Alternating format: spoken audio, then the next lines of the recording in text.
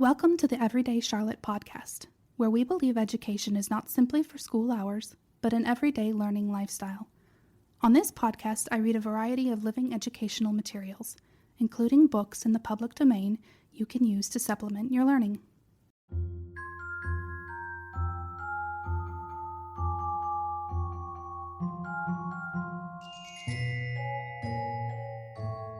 The Nutcracker and the Mouse King by E.T.A. Hoffman. Chapter 11. The Victory. Not long after Maria was awakened one moonlit night by a strange rattling that seemed to come out of a corner of the chamber. It sounded as if little stones were thrown and rolled about, and every now and then there was a terrible squeaking and squealing. "Ah, the mice! The mice are coming again!" exclaimed Maria in a fright.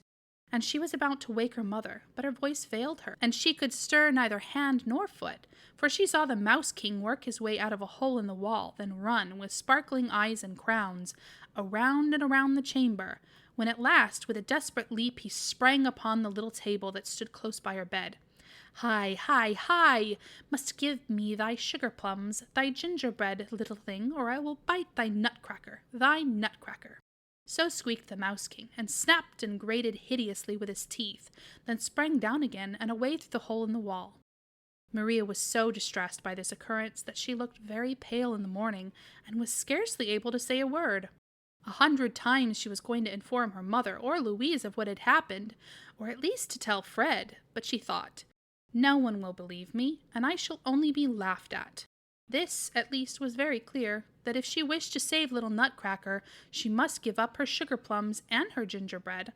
So in the evening she laid all that she had, and she had a great deal, down before the foot of the glass case. The next morning her mother said, "It is strange what brings the mice all at once into the sitting-room. See, poor Maria, they have eaten up all your gingerbread." And so it was. The ravenous Mouse King had not found the sugar plums exactly to his taste, but he had gnawed them with his sharp teeth so that they had to be thrown away. Maria did not grieve about her cake and sugar plums, for she was greatly delighted to think that she had saved little Nutcracker. But what was her terror when the very next night she heard a squeaking and squealing close to her ear? Ah, the Mouse King was there again, and his eyes sparkled more dreadfully, and he whistled and squeaked much louder than before. "Must give me thy sugar puppets, chocolate figures, little thing, or I will bite thy nutcracker, thy nutcracker." And with this the terrible Mouse King sprang down and ran away again. Maria was very sad. She went the next morning to the glass case and gazed with the most sorrowful looks at her sugar and chocolate figures, and her grief was reasonable, for thou canst not imagine, my attentive reader, what beautiful figures of sugar and chocolate little Maria Stahlbaum possessed. Pretty shepherd and shepherdess watched a whole flock of milk-white lambs, while a little dog frisked about them. Next came 2 letter-carriers with letters in their hands, and then 4 neat pairs of nicely dressed boys and girls, with gay ribbons, rocked its see-saw upon as many boards, white and smooth as marble. Behind some dancers stood Farmer Caraway and the Maid of Orleans. These Maria did not care so much about, but close in a corner stood her darling, a little red-cheeked baby, and now the tears came into her eyes. "Ah, dear Master Drosselmeyer," she said, turning to Nutcracker, "there is nothing that I will not do to save you, but this is very hard." Nutcracker looked all the while so sorrowfully that Maria, who felt as if she saw the Mouse King open his 7 mouths to devour the unhappy youth, resolved to sacrifice them all. So at evening she placed all her sugar figures down at the foot of the glass case, just as she had done before with her sugar plums and cake. She kissed the shepherd and the shepherdess and the lambs, and at last took her darling, little red-cheeked baby out of the corner and placed it down behind all the rest. Farmer Caraway and the Maid of Orleans must stand in the first row. "Well, that is too bad," said her mother the next morning. "A mouse must have gotten into the glass case, for all poor Maria's sugar figures are gnawed and bitten in pieces." Maria could not keep from shedding tears, but she soon smiled again and said to herself, "That is nothing, if Nutcracker is only saved." In the evening, her mother told the counselor of the mischief which the mouse had been doing in the glass case, and said, "It is provoking that we cannot destroy this fellow that makes such havoc with Maria's sugar toys." "Ha!" cried Fred merrily. The baker opposite has a fine gray secretary of legation. Suppose I bring him over. He will soon make an end of the thing. He will have the mouse's head off very quickly, even if it be Lady Mouse-Rings herself or her son, the Mouse King. And jump about the tables and chairs, said his mother, laughing, and throw down cups and saucers and do all kinds of mischief. Ah, no indeed, said Fred. The baker's secretary of legation is a light, careful fellow. I wish I could walk on the roof of a house as well as he. Let us have no cats in the night, said Louise, who could not bear them. Fred's plan is the best, said the doctor, but we will try a trap first. Have we got one? Godfather Drosselmeyer can make them best, said Fred, for he invented them. All laughed, and when the mother said that there was no mouse-trap in the house, the counselor assured her that he had a number in his possession, and immediately sent for one. In a short time it was brought, and a very excellent mouse-trap it seemed to be. The story of the hard nut now came vividly to the minds of the children. As the cook toasted the fat, Maria shook and trembled. Her head was full of story and its wonders, and she said to her old friend Dora, "Ah, great queen, take care of Lady Mouse-Rings and her family." But Fred had drawn his sword and cried, "Let them come on! Let them come on! I will scatter them!" But all remained still and quiet under the hearth. As the counselor tied the fat to a fine piece of thread and set the trap softly down by the glass case, Fred cried out, "Take care, Godfather Mechanist, or Mouse King will play you a trick." Ah, but what a night did Maria pass! Something cold as ice tapped here and there against her arm, and crept, rough and hideous, upon her cheek, and squeaked and squealed in her ear.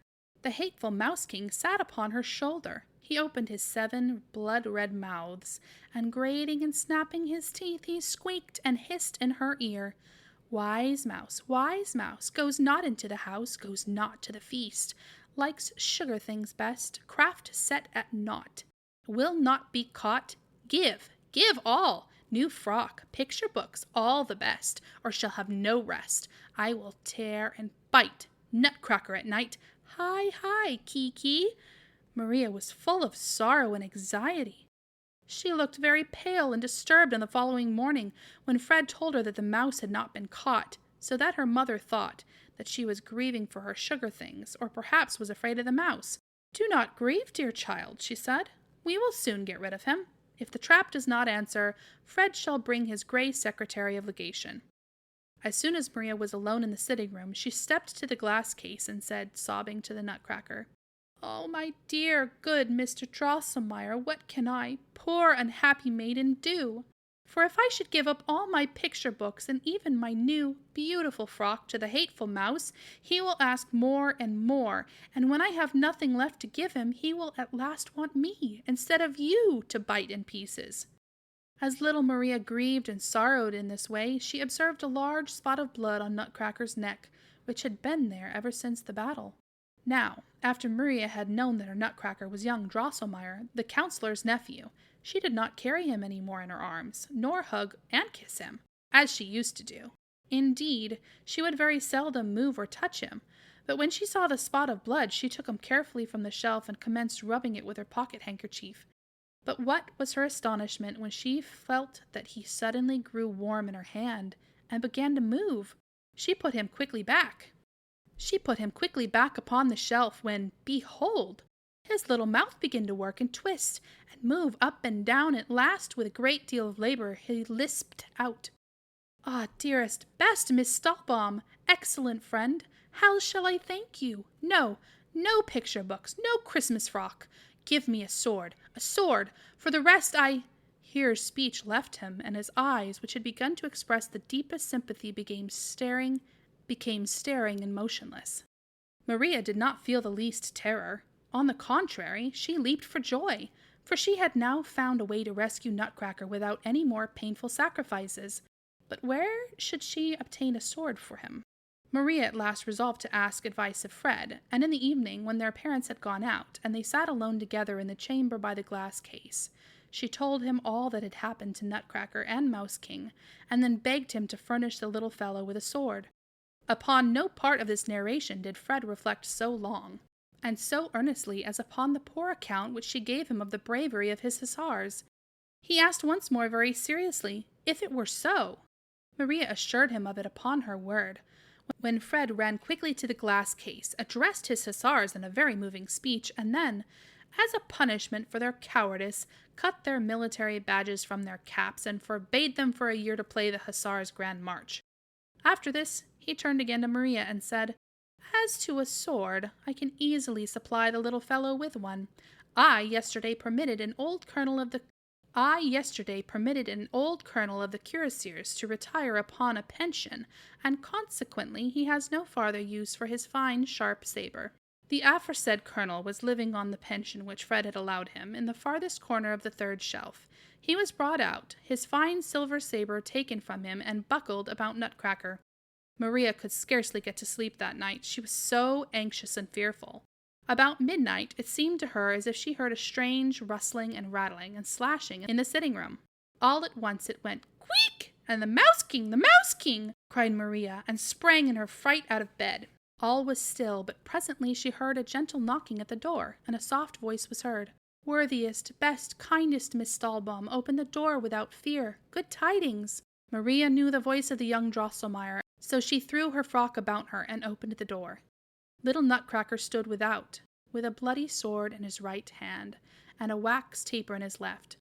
As soon as he saw Maria, he bent down on one knee and said, "You, O lady, you alone it was that filled me with knightly courage and gave this arm strength to contend with a presumptuous foe who dared to disturb your slumber. The treacherous Mouse King is overcome, he lies bathed in his blood. Scorn not to receive the tokens of victory from a knight who will remain devoted to your service until death." With these words, Nutcracker took off the 7 crowns of the Mouse King, which he had hung upon his left arm, and reached them to Maria, who received them with great joy. Nutcracker then arose and said, "Best, kindest Miss Stahlbaum, you know not what beautiful things I could show you at this moment while my enemy lies vanquished. If you would have the condescension to follow me for a few steps, oh, will you not be so kind? Will you not be so good, best, kindest Miss Stahlbaum?" You've been listening to Everyday Charlotte. We're reading The Nutcracker and the Mouse King. Tune in next week for the next chapter.